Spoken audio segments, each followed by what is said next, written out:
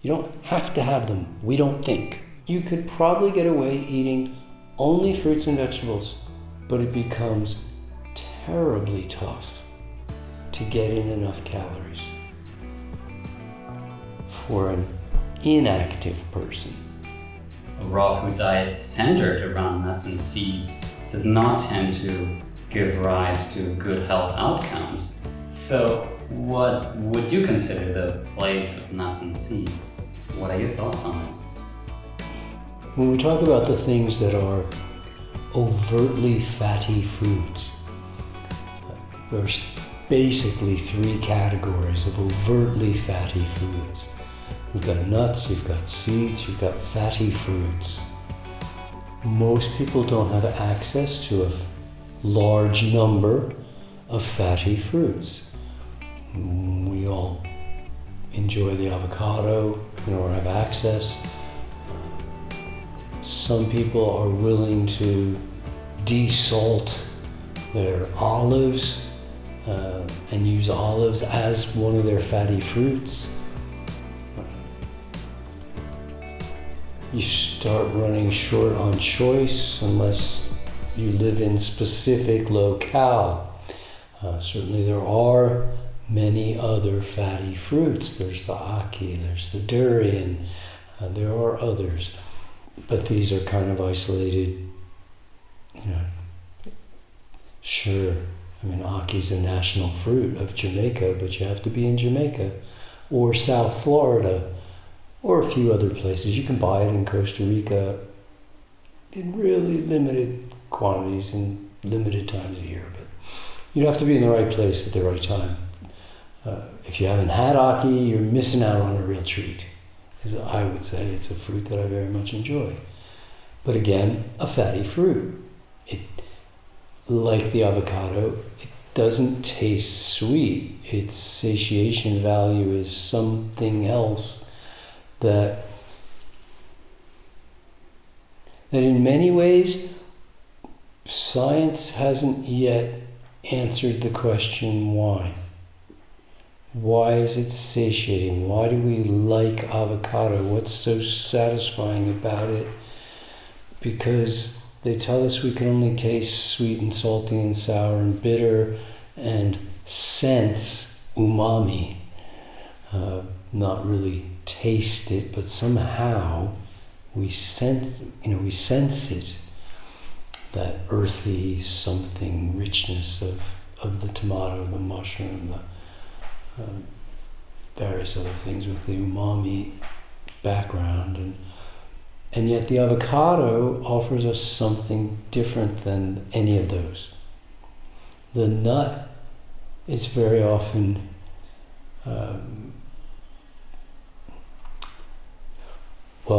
if we look at a Florida avocado, any of the hundreds of varieties, but the Florida-based avocado, this is a more water-rich avocado than the California Mexican Hass-type avocados. And the Hass-type avocados are said to taste more nutty, whereas the Florida ones are said to taste more buttery. But what is that taste? We don't have taste buds per se that sense nutty or buttery, which I think is rather funny. Yet those are the words used to describe them. So we're obviously picking up something. My understanding, in a simplified version perhaps of the reality, is that we're picking up a smell. My understanding is we're picking up a smell. And we all know that smell and taste are closely related, and if your nose gets really congested, you lose your sense of smell. It happens if you get a bad cold, or if you have an allergy attack or something, you're very congested, things don't taste the same. And and smell and taste. You know, if you hold your nose and taste things, they don't taste anywhere near as profound flavor, because smell has something to do with the package. But if we can only sense bitter and sour and sweet and, you know, salty and umami, but we call something else its nutty flavor, that had to come from something. And as far as I can tell, what happens with roses and other flowers, with essential oils of all types, with nuts as well, is that there's a boiling temperature for the oils in these substances, in these plants. There's a boiling temperature, but the boiling temperature is pretty low. It's a temperature at which we live. When you smell a rose, you're actually smelling oils that are escaping from the rose. They boil off, is the expression. And the same thing for nuts. I think when you taste nuts and you go, this tastes like, since there is no really to speak of sweet, sour, salty, or bitter, what we're doing is we're getting what are known as aromatic benzene rings, oils with a smell, and we're smelling and being able to then taste based on that. I don't really have another way of explaining the phenomenon.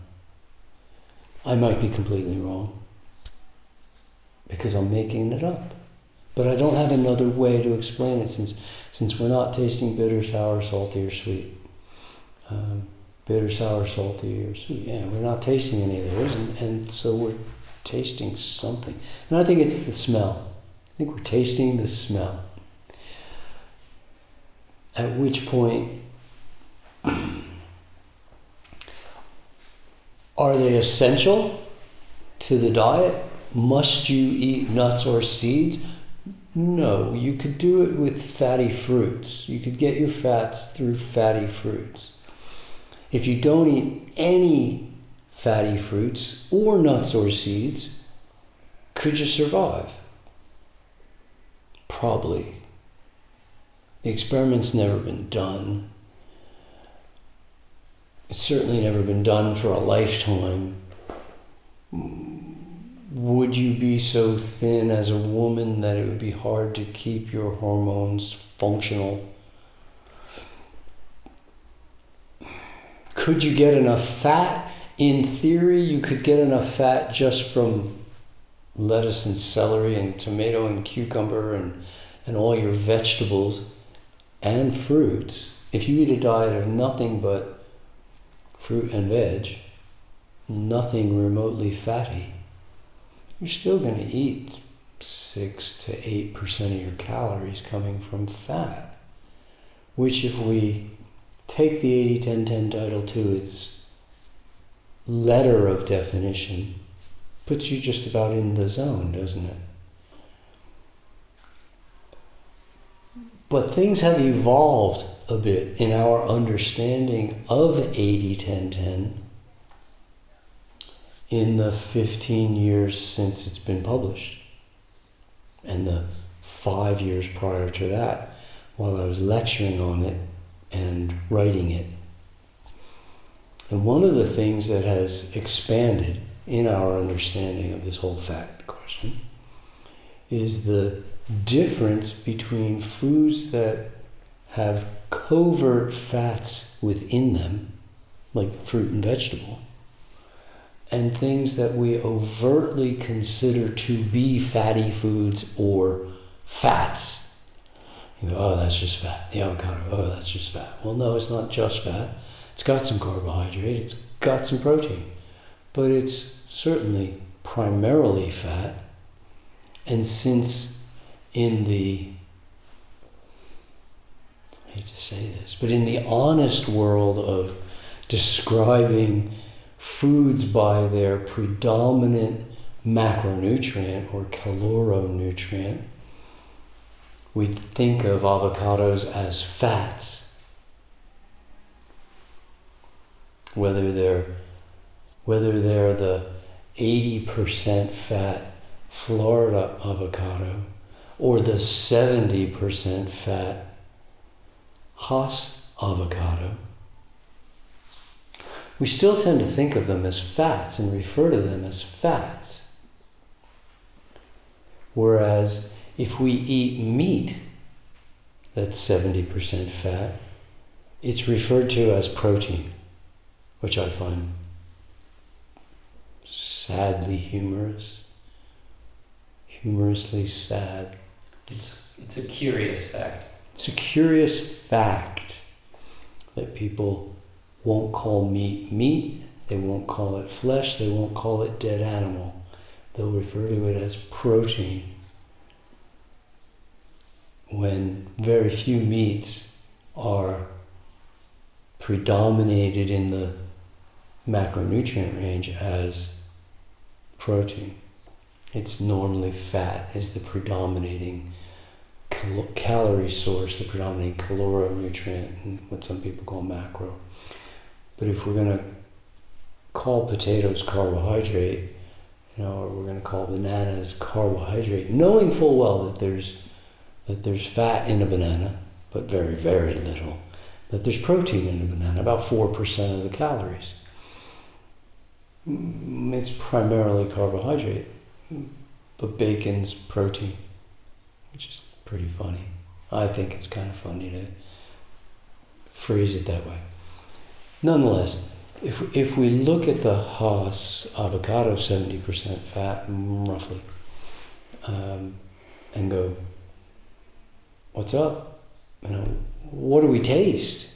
It tastes nutty. How is that possible? There's no nuts in there, but there is an aroma. In fact, when you cut an avocado open, you invariably, hopefully, smell the avocado. Because if it's excellent, it will smell like excellent avocado. But you won't always be able to see, although often you can, but you won't always be able to see that the avocado is not excellent, that it has in fact gone off. But you can easily tell by the smell, because you smell the rancidity of the rancid fats. So we know there's flavor, or there's smell, there's aroma boiling off of the avocado, because when it's rancid, you can certainly smell it. And when it's fresh, you can certainly smell it. So when we go back to the understanding of the question, the inferred question anyway, nuts and seeds, are they essential? Not essential. We don't believe they are essential. Such experiments on humans are kind of frowned upon. We don't tend to say, can we do this until failure happens? So how long can you go without nuts and seeds until something bad happens? Isn't a common science project that anybody would do. We're going to inflict that upon someone. How long can you eat just watermelon until something bad happens? So people often ask these kinds of questions. The other part of the understanding is that when 80-10-10 was written, and I'm talking about fat, I was not specifically referring to the covert or inherent fat in fruits and vegetables. I know they're there, but really I was talking about adding fat to your diet. because that's what people tend to look at when they count the percentage of fat in your diet.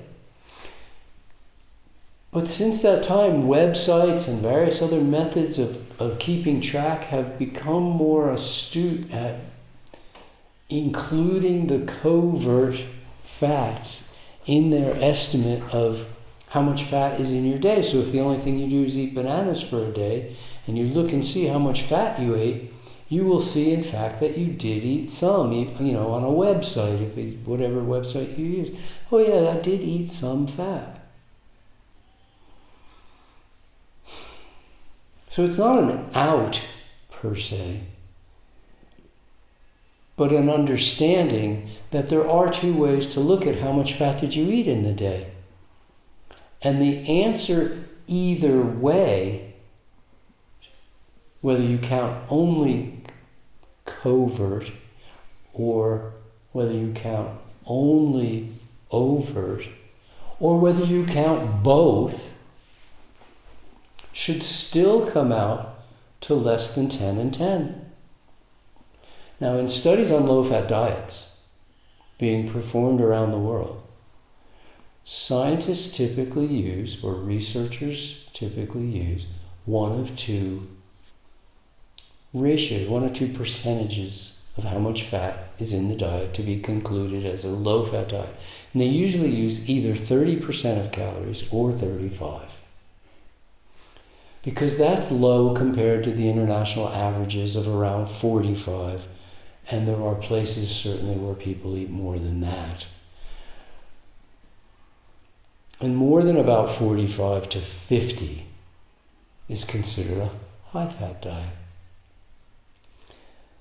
Less than 40 is considered a low-fat diet because it's lower than what the average person eats, but it's still more than double of what I'm recommending, what sports scientists recommend, what the cancer researchers recommend, what the heart disease researchers recommend, what the diabetes researchers recommend.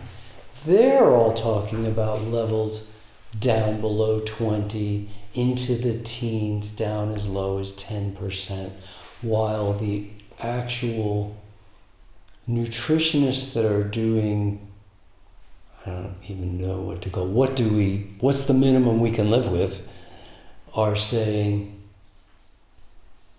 3%. If your dietary fat intake goes below 3% of your total calories, likelihood is you're going to get into trouble. Now, on just fruits and vegetables, you can't even get there.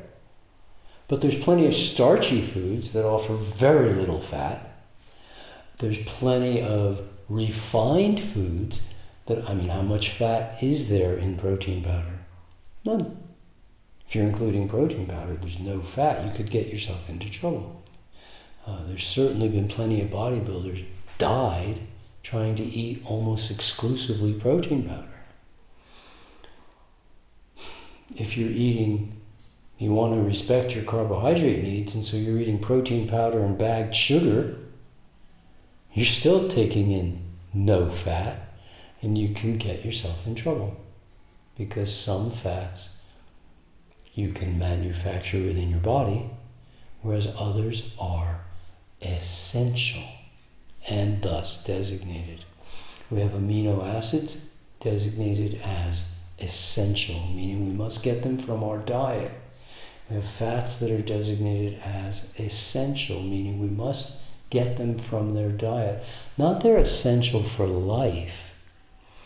They're essential, meaning we must eat them. That's what the essential means. People often ask, well, you keep saying carbohydrates are so important, how come there's no essential ones?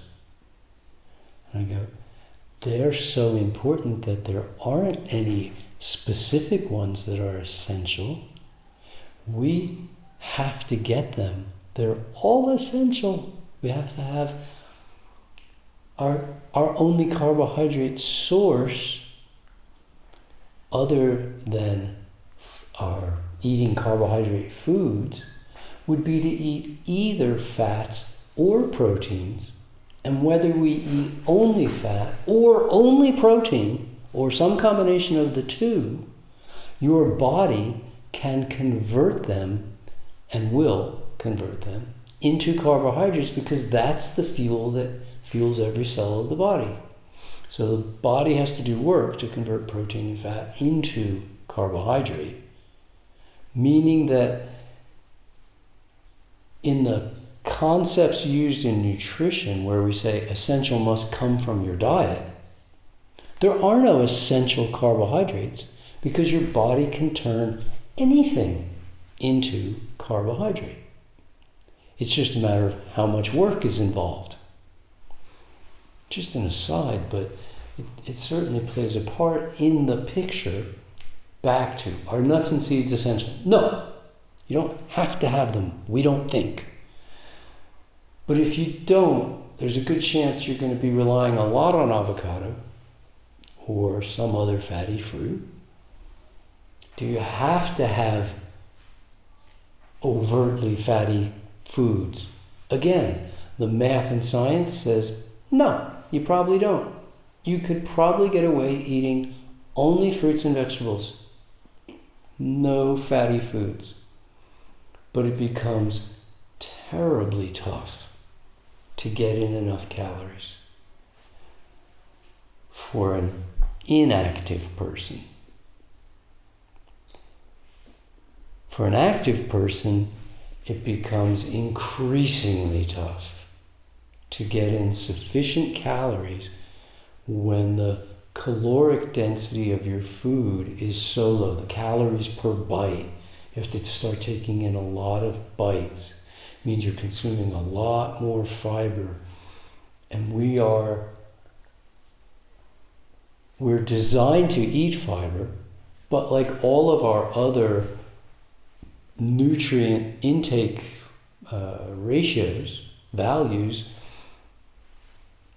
there's an upper limit to how much fiber you can take in before it's just way too much fiber, and way too much creates different problems than way too little, but it still results in problems.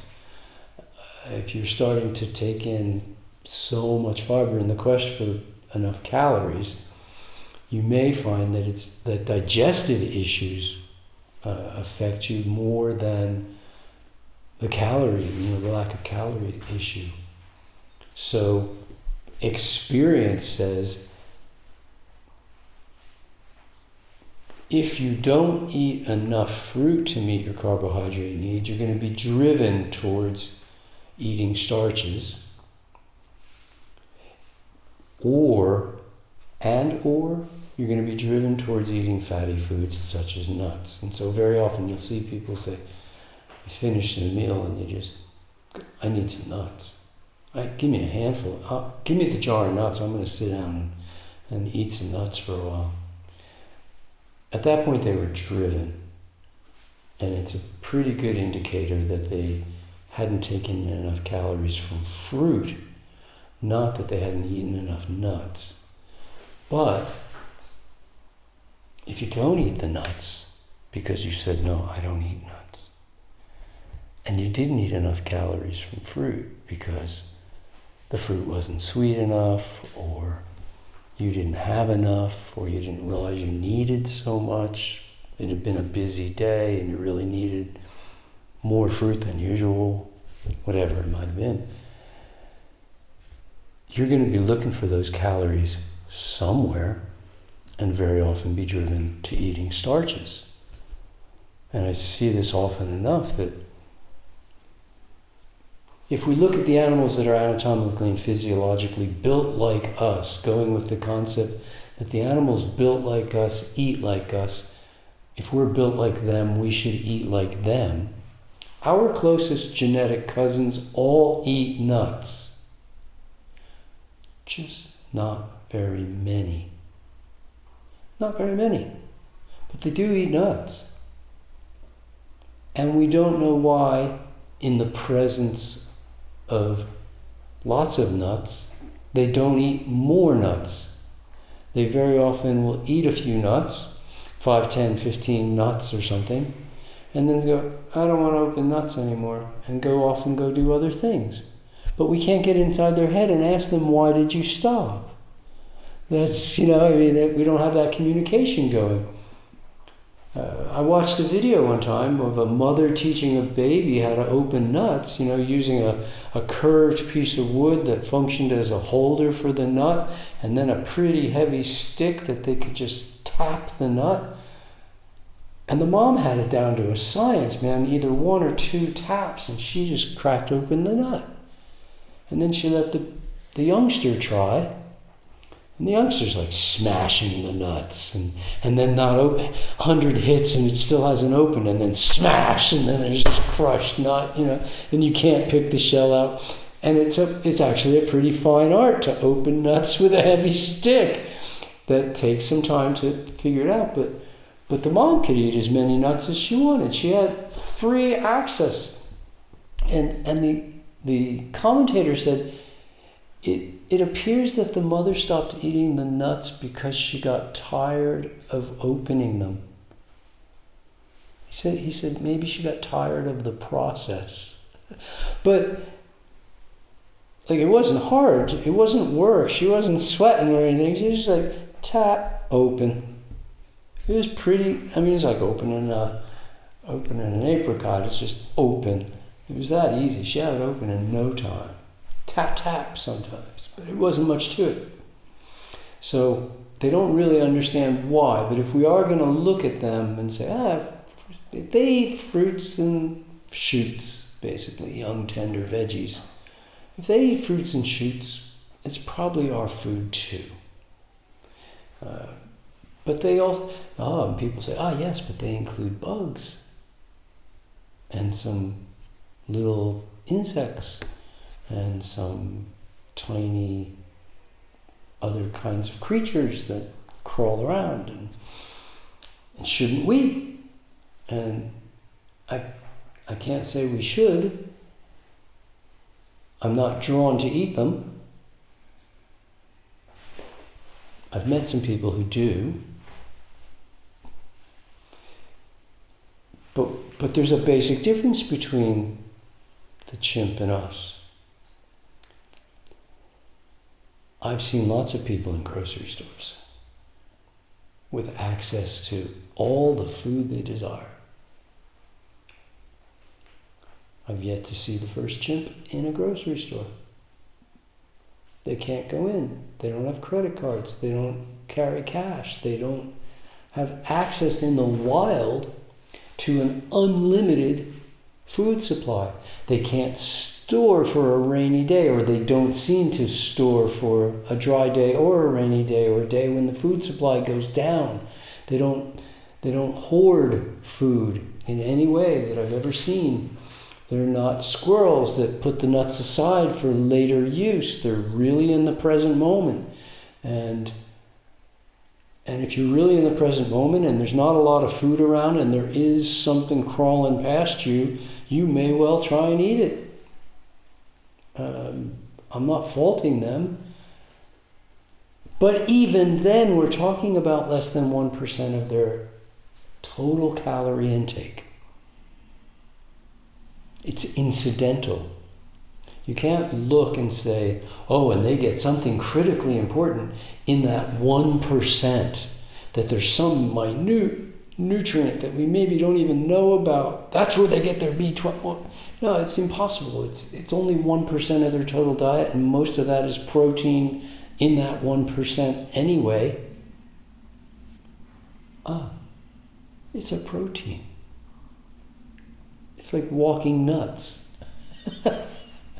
It's walking, crawling nuts. And they just go, I'm sure, I've never told anybody, you must. But beware that if you don't, you're very likely going to be driven to eating things that maybe aren't on your program. You're going to be driven to eating starches, you're going to be driven to some binges, you're going to be driven to eating fruit in quantities that are beyond your digestive capacity, you're going to not do any of those things, but you're just going to ever so gradually keep losing weight, losing energy, losing vitality, until you get so thin, if you're a lady, that hormones are no longer functioning the way they're supposed to. Whether you're a lady or a guy, getting to a point where you're so thin that you've lost any potential safety net to allow for an accident or an injury or an illness or a problem or a food shortage. If you're so thin that people are going, oh my God, you're so thin. You do run the risk of, at least what they call in the States, the Baker Act. I don't know what they call it over here. But your neighbors can basically call up the authorities and say, you're not taking good care of yourself. Look how skinny they've gotten. There's something wrong. And then they lock you up, and you have to convince them that you shouldn't be locked up, which is much easier to do if you are not locked up than if you're already on the inside trying to get out. So I don't want to see that happen to anybody. I'm not looking to fit in with my physique into the same physique as we see and consider average today, okay, which would mean I'd gain 20 kilos or something, and then I'd look more average. Not looking that. And I know that plenty of people have said that I look emaciated, and I'm anything but emaciated, believe me. I mean, I can pinch, and yet,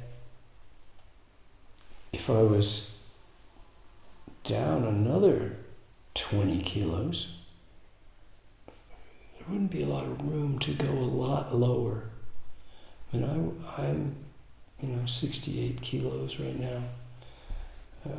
If I was 48 kilos, I'd be pretty low. And might it be really good if I intended to run a marathon the next day? Well, yeah, maybe it would be good for marathon running. But even the athletes that go super, super low don't stay there for extended periods of times as a general rule. They get there during the peaking periods of their season. And whether it's a male bodybuilder or whether it's a female marathon runner or other people in that, it's not just by gender, but they don't stay there. They get down there because being able to perform at that level is a freakish sort of thing, and it calls for a little bit of freakish physique adaptation. But ladies trying to live at 7% body fat aren't going to be healthy ladies, and we're going to see a lot of hormonal things go wrong, and it's a long list of things that go wrong. So I don't know if that really answers the question, to be quite honest. Do we have to eat nuts and seeds? No, probably not. How do I find out? It would take a long... I mean, we're talking in this generation. Will it have an effect on the next generation if you go through an entire lifetime without any nuts or seeds? There's whole other sides to this story, right? Like the plant makes nuts and seeds not for you to eat them, but to reproduce itself. It's not the edible portion of the plant, but actually there isn't an edible portion of a sunflower except the seeds. And certainly birds eat it, and squirrels eat it, and lots of other creatures eat those seeds. And granted, the plant makes the seed as its for reproductive purposes. But then birds lay eggs for reproductive purposes. That doesn't stop snakes from eating eggs.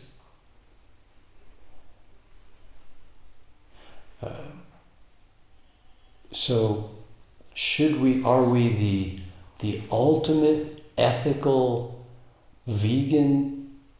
We shouldn't eat the reproductive purpose of the plant?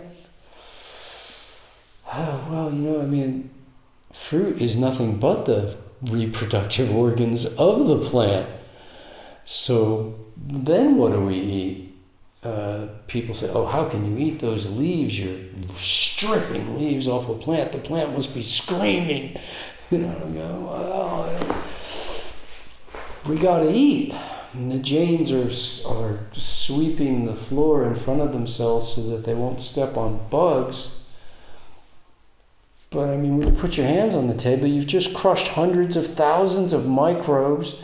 You can only take it so far before it doesn't add up. So for me to eat some seeds, my diet isn't predominated by seeds, but I will eat seeds. And my diet most certainly isn't predominated by nuts, but on occasion I'll eat some nuts. For my own digestive happiness, I do best with fatty fruits than I do with seeds or nuts. And I do way noticeably better with seeds than I do with nuts.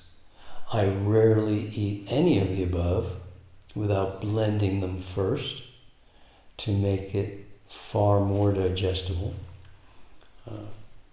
But even if I just said, no, let me have a mouthful of sunflower seeds, I'm quite happy to do that. I've gone periods of time, 1 month, 2 months, I'm pretty sure I've gone 3, I'm for certain I've gone 3 months without eating any overt fatty foods of any kind. No nuts, no seeds, no avocados, no olives, no durian, no ackee, no nothing. No chapadak, no whatever, right? Without any ill effects, other than continual weight loss. There's an argument that we're actually supposed to be a lot thinner than we are. That normal is way thinner than what we think of as a thin man. And maybe the truly healthy man wouldn't carry those reserves. The chimpanzees certainly carry nowhere near the body fat of a human male. Human male chimpanzees don't carry 1% body fat. The females only carry a few percent body fat. But their hormones work. They can reproduce. If a female human let her body fat go down into the lower half of single digits, she'd never have a baby. And she couldn't manufacture mother's milk. All sorts of things wouldn't work. We are not chimpanzees. We're just anatomically and physiologically more similar to them than we are to anybody else. So we can't always just go, well, they do it, we should. We can get some generalities, and yet we are a specific species. And our species-specific diet is just ever so slightly different than the species-specific diet of the next creature and the next. Now, if we look at the creatures that are anatomically and physiologically similar to us and arrange them in order to their genetic similarity to us, we'll get a known order with the bonobo, sometimes called the pygmy chimpanzee, and then the chimpanzee, and the bottom of the list would be the gorilla. And if we were to take those same creatures, all of our anthropoid primate cousins, and arrange them in order to their intelligence, at least as far as we understand intelligence, we would arrange them in the exact same order, which is kind of fascinating. If we were to arrange them instead by the amount of leaf material they eat or vegetable material they eat compared to the amount of fruit material they eat, putting the most fruit at the high end of the list? It would list in the exact same order again. Meaning that the smartest of the anthropoid primates eat the most fruit and the least leaves, while the least intelligent, which we know are still very intelligent. I mean, gorillas are very intelligent creatures. They share something close to 98% of their genetic material with us. We know orangutan are so close that when transplant surgeries first came into being, they used to use orangutan as the donors. Donate a thumb, donate a heart, donate whatever it was, and transplant it onto humans. We know they're very similar. They used to say that the bonobo had more than 99% of shared with us, more than 99% of our genetic material. They're not saying that anymore. They're now saying it's either 99.7 or 99.8 of our genetic material is similar in them. That's pretty darn close. Okay. But it's different, and there are different species, and we can't base everything that they do on us. But if we were to look at those three lists that are identical in order, and then try to make some kind of a therefore conclusion, the conclusion would have to be the more genetic material you share with other humans, which should be very close to 100% as we're talking about other humans. The more genetic material we share, the more we show a somewhat higher intelligence in the way that we measure intelligence, because there's questions about ruining your environment indicating a separate story. As we measure intelligence, that we are smarter than everybody else on the list. We share more genetic material with each other than we do with anybody on the list. And the conclusion would have to be that we should be at the top of the heap in terms of how much fruit should make up the caloric portions of our diet. Which brings an interesting point to light. I mean, we should be at the top of the heap, if you will, of the fruit eaters amongst the anthropoid primates. Granted, there are some birds that only eat fruit, or there's some bats that are called fruit-eating bats, and they basically only eat fruit. I'm not saying we're them and that we should only eat fruit. I think I can clearly demonstrate that we're frugivores. We're designed to eat fruits and shoots and leaves, young, tender, green stuff, and other colors.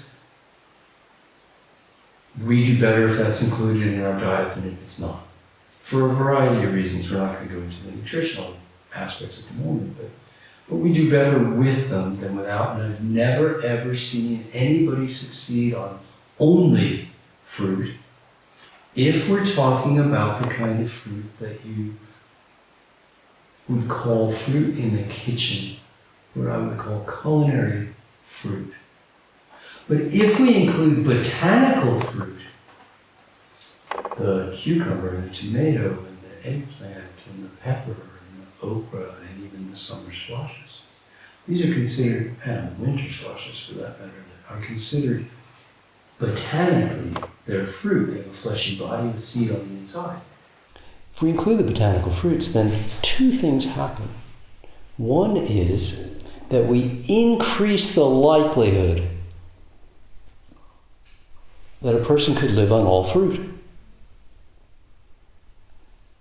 And certainly we know that there are examples of such people, because they are getting greens. They are including zucchini. They are including cucumber. Those things are green. But when most people say greens, they don't even mean green by color.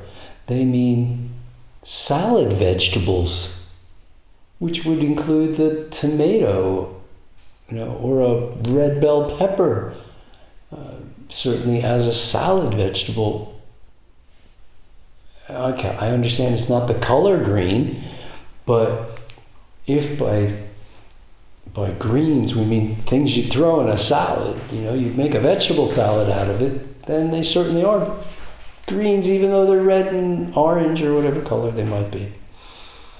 So, but the second thing that happens is we dramatically increase the percentage of calories in our total diet that we're saying comes from fruit. So where I might say, hey, I'm getting, 90% of my calories from fruit. Because there's not a lot of calories in cucumbers and tomatoes. But my dinner tonight was a bowl of chopped cucumbers and tomatoes. There was a couple hundred calories, easy. It was a big bowl of cucumbers and tomatoes. So I can now say 96, 97, 98. And for the people who don't eat any nuts or seeds, but they eat fatty fruit, who don't eat any leaves, but they do eat culinary fruits and call them fruits, whereas in the culinary sense they're vegetables, but botanically they're fruit. I said that backwards. We're eating botanical fruits, culinary vegetables, but they're calling them fruit. They can get to a point where 100% of their calories are coming from fruit without necessarily eating the stray almond or sunflower seed here or there, because they're relying on avocado as their fat source. Will some people say, oh yeah, but the omega-3s and the omega-6s and da-da-da-da-das, and yeah, some people will say, but they're looking at it from the outside in. They're not actually trying it themselves. We can't deny that there are people thriving on a all-fruit diet as long as they're including fatty fruits and botanical fruits in their total definition of fruit. Yes, I've had people say, I eat lettuce, but I'm a fruitarian. I just call lettuce fruit. And I doubt that one. I think that's stretching just a bit. But for the people who just say, no, I eat the culinary fruits, I eat the botanical fruits, I eat the what are known as the vegetable fruits, the 6 vegetable fruits that I mentioned earlier. I eat fatty fruits with no hesitation whatsoever. They could get away with that and probably thrive. And I don't think that you could say, oh yes, but they're not getting enough of this, or they're getting too much of this. There's nothing really to indicate that. The people who have tried to live solely on the people who have tried to live solely on fruits as we would designate them in the kitchen, the melons, the acid, subacid, sweet fruits, the culinary fruits, never do as well. And I've never met anybody succeed long term on that, although I've seen them go a few years. The people who try to live on a fruit, whether it's tomato or whether it's melon or orange or whatever they've determined is the fruit to live on, I've never seen these people succeed past 18 months. I've never heard of it happening. Most of them have either by then lost their teeth, their mind, or their life. And personally, I've never recommended it. I count my blessings, because there's times where I got really excited about fruit. It would have been fun to say, hey, I live on fruit. But, I never did, and I count my blessings for that, because I think had I gone off in that direction and written something popular, a lot of people might have died. Instead, I can point to people, a dozen easily that I know, who started eating 80-10-10 with me either in the very late 80s or very early 90s, and now 30 years later are still thriving on 80-10-10, and I don't feel like I've done them any harm in any way. So that's some of the considerations. Is it an ethical thing to not eat a nut? You come back to, is it an ethical thing to eat at all? Well, we're designed to eat. I have no question that from visual awareness of food hanging on a tree to our ability to smell. I've found more fig trees in my life when I'm out running and smell figs than I've ever seen them, because they're kind of a little hidden very often. It's green on green, it's not quite so obvious. And very often I've found more sapodilla trees out running and smelled them and go, wow, where is it? And then find it than I've ever found them just by visually driving past or riding by on my bicycle or whatever. I've smelled them before I've seen them. So for what that's worth, I'm not exactly sure, what that tells me about me or other people, but we could do the all fruit approach, but not on the. I want to be very cautious about the only one thing. I've never seen that work, even relatively. You can do anything for a month, right? You could not eat anything at all and be okay after a month. But years of just melon, I've seen more than one person try. It doesn't work. I've never seen anybody succeed. I can't start thinking, oh yeah, it's conceivably possible. Because I don't recommend it. I can't in good conscience recommend it, even if via some philosophy or another it makes sense. There's no model in nature for it amongst the anthropoids. Yes, I understand cows eat only grass, but we're not built to eat grass. Different kinds of grass, I'm sure. Yeah, different kinds of grass, even that. And horses eat different kinds of grass than cows.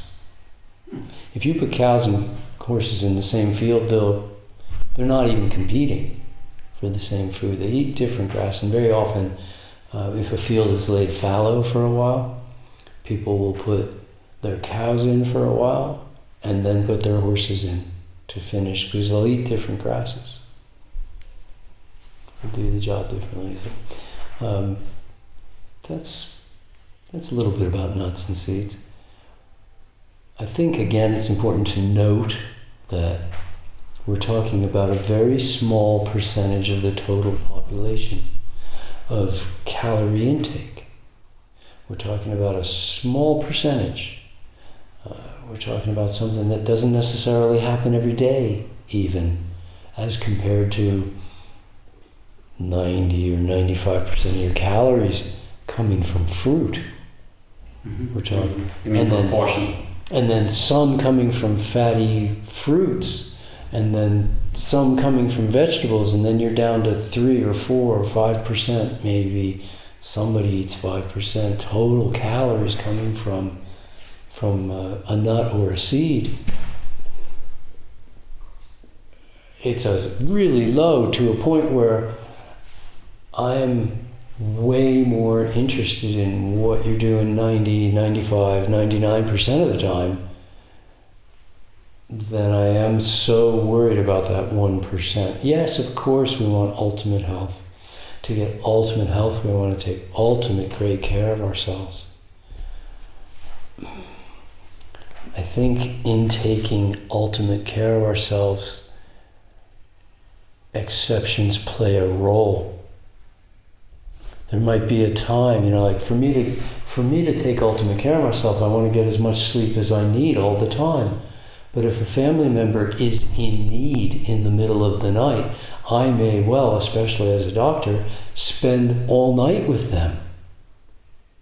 And I'm willing to make that concession because it doesn't happen often. But it could happen. If I'm invited to a city to lecture, I will do so, even though I'm strongly dedicated to breathing clean, fresh air. I'll make the exception and I'll go to a city and breathe for a while. Maybe some people won't.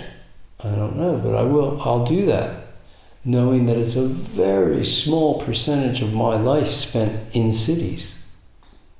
Is it good for me compared to fresh air? No. But does it fill some other need I have to reach out to people? Part of my mission, part of what fulfills me. I mean, that all has to play a role too, right? So we have to look. Not all of our goals are 100% aligned. And even if we focus on our main number 1, 2, 3, 4, 5, 6, 7, 8, 9, 10 goals, there could be things down below that pull us away a little bit from, or take time away from, the higher level goals, but they're still goals of ours. And we're certainly allowed to do that. There's room in life to live. And so maybe I'm more relaxed after decades of 80-10-10. And other people say, no, it's all or none, cut and dry. But I don't see anybody living the all or none, cut and dry life. It's a rare person that doesn't have electrical wires in every room of their house, creating electromagnetic fields that are wreaking havoc with the electromagnetic fields of their body, that don't have a refrigerator which has a coil inside bigger than any coil in any car, and it's throwing an electromagnetic field that fills your kitchen, throwing off all of our body electric functionings to some degree. I know lots of naturists and even some nudists. They're two different things. But they all wear clothing once in a while. Even if it's against their principles. They're still putting on clothing, and most all the rest of us wear clothes practically all the time. We make concessions we're not designed to wear clothes. I had a friend tell me one time when we were swimming, and he didn't want to take off all his clothes because his horses were next to the river, and he said, I feel naked in front. My horses have never seen me naked, was his actual phrase. And I said, well, you don't have to feel bad about it because your horses are naked too. And he said, they don't seem naked. But once you get used to naked, you don't feel naked either. You only feel naked, if you're aware of wearing clothes. But most of the time we do that. And we've got electric lights, and we've got computers, and we've got refrigerators, and we heat our house, and we drive in cars, and we live in cities, and none of those things are the way, we make a lot of concessions. Let's work on the big things and get the big things really right. And then there's room to work on the little things too. But some of the little things might be so little that they don't even matter. Which sort of makes you wonder what I've been doing for the last hour. Talking about something that didn't even matter. But it is something that people want to know about, and they do wonder, and, well, what about nuts and seeds? And that's what I have to say about nuts and seeds. In a nutshell. Thank you.